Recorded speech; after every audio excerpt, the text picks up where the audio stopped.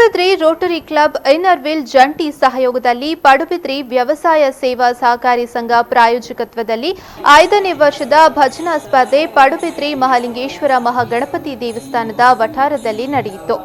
ಈ ಬಗ್ಗೆ ವಿ4ಗೆ ಮಾಹಿತಿ ನೀಡಿದ ಪಡುಬಿದ್ರಿ ರೋಟರಿ ಸಂಸ್ಥೆಯ ನಿಕಟಪೂರ್ವ ಅಧ್ಯಕ್ಷ ಕೃಷ್ಣ ಬಂಗೇರ, ನಶಿಸಿ ಹೋಗುತ್ತಿರುವ ಭಜನಾ ಕಲೆಯನ್ನು ಯುವ ಜನತೆಗೆ ಪ್ರೇರೇಪಿಸುವ ಸಲುವಾಗಿ ಈ ಭಜನಾ ಸ್ಪರ್ಧೆಯನ್ನು ಆಯೋಜಿಸಿದ್ದು, ಈ ಭಜನಾ ಸ್ಪರ್ಧೆಯಲ್ಲಿ ಅವಿಭಜಿತ ದಕ್ಷಿಣ ಕನ್ನಡ ಮತ್ತು ಉಡುಪಿ ಜಿಲ್ಲೆಗಳ ಆಹ್ವಾನಿತ 15 ಮಹಿಳಾ ಹಾಗೂ ಪುರುಷರ ತಂಡಗಳು ಭಾಗವಹಿಸಿದ ಪ್ರತಿ ತಂಡಗಳಿಗೆ ನಗದು ಹಾಗೂ ಶಾಶ್ವತ ಫಲಕ ನೀಡಿ ಗೌರವಿಸಲಾಗುವುದು ಹಾಗೂ ಪ್ರಥಮ, ದ್ವಿತೀಯ ಹಾಗೂ ತೃತೀಯ ಬಹುಮಾನಗಳನ್ನು ನೀಡಲಾಗುವುದು ಎಂದು ಹೇಳಿದರು. ಈ ಸಂದರ್ಭ ರೋಟರಿ ಪ್ರಮುಖರಾದ ಹೇಮಚಂದ್ರ, ಸಂತೋಷ್ ಪಡುಬಿದ್ರಿ, ಸುಧಾಕರ್ ಮುಂತಾದವರು ಹಾಜರಿದ್ದರು.